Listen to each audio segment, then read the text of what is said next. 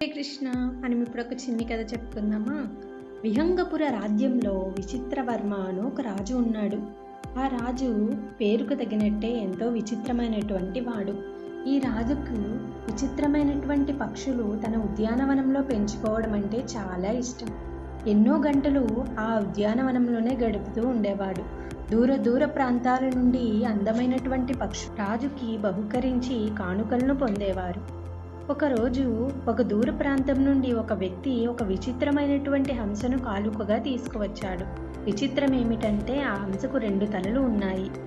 అది చూసిన వెంటనే రాజు ఆనందంతో బంగారు పాత్రతో పాలు తీసుకువచ్చి ఆ హంసకు తాగిస్తూ ఉంటాడు. 2 తలలు ఉన్నటువంటి ఆ హంస ఒక తలతో పాలను త్రాగుతుంది, ఇంకొక తల పాలుకి దూరంగా ఉంచుతుంది. ఇది చూసి రాజు ఎంతో ఆశ్చర్యపోతాడు. మరుసటి రోజు రాజు తన గదిలో నుండి వనంలో చూడగా ఆ 2వ తలతో హంస మురుగునీటిని త్రాగడం చూసి ఎంతో ఆశ్చర్యపోతాడు. ఎన్నో ప్రయత్నాలు చేస్తాడు ఆ హంస చేత పాలు త్రాగించడానికి, కానీ ఏదీ సాధ్యం కాదు. మరుసటి రోజు రాజు దండోరా వేయిస్తాడు. ఎవరైతే విచిత్రమైనటువంటి సమస్యని పరిష్కరిస్తారో వారికి నా విలువైన రత్నాల హారాన్ని బహుకరిస్తాను అని. ఎన్నో దూర ప్రాంతాల నుంచి వస్తారు కానీ ఎవరికీ సాధ్యం కాదు. ఇక్కడ దగ్గరగా ఉన్నటువంటి ఒక ఊరిలో సుమేధుడు అనేటువంటి ఒక వ్యక్తి నేను ఈ సమస్యని పరిష్కరిస్తాను అని చెప్పి రాజు వద్దకు వస్తాడు. అయితే సుమేధుడు ఒక నెల రోజులు ఈ హంసని తన ఇంటికి తీసుకువెళ్ళి సమస్యను పరిష్కరిస్తానని చెప్పి రాజు దగ్గర సెలవు తీసుకొని బయలుదేరుతాడు. నెల రోజులు పూర్తి అయిన తరువాత మంచి రోజు చూసుకొని తిరిగి వస్తాడు. హంసని చూసినటువంటి రాజు ఎంతో సంతోషంతో బంగారు పాత్రతో పాలు తీసుకొని వచ్చి తాగిస్తాడు. అప్పుడు హంస తన 2 తలలతో పాలు త్రాగుతుంది. అందరూ అది చూసి ఎంతో ఆనందంతో చప్పట్లు కొట్టుతారు. అప్పుడు రాజు ఇంకొక పాత్రంతో మురుగునీరు తీసుకువచ్చి పెడతాడు. అప్పుడు ఆ హంస దానిని చూసి ముఖాన్ని దూరంగా పెట్టుకుంటుంది. అప్పుడు రాజుకు పూర్తిగా విశ్వాసం కలిగింది. మంత్రి సుమేధుడిని ఏ విధంగా ఈ సమస్యని పరిష్కరించారని అడగగా సుమేధుడు ఈ విధంగా జవాబు చెబుతాడు.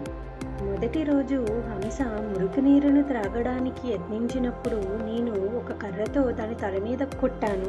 ఇలా రోజు దాని తల మీద కర్రతో కొట్టడం వల్ల మురుగునీరు త్రాగడానికి దానికి భయం ఏర్పడింది. ఒకరోజు నేను లేనప్పుడు అది మురుగునీరు త్రాగుతుంటే అందులో నేను కారం చేదు కలపడం వల్ల దానికి మురికి నీరు మీద విరక్తి కలిగింది. ఎంతో చాకచక్యంగా సమస్యని పరిష్కరించినటువంటి సుమేధుణ్ణి రాజు తన ఆంతరాంగిక సలహాదారునిగా చేస్తారు. ఎంతో విలువైనటువంటి రత్నాల హారాన్ని సుమేధునికి బహుకరిస్తారు. చెత్త కుప్ప వంటి లౌకిక విషయాల్లో మునిగి ఉండే కాకుల వంటి మనకు గురువు హంసలా మారి కృష్ణ కథను అనే పాలును అందిస్తారు. గురువు కరుణ వల్ల కాకి హంసలా మారుతుంది.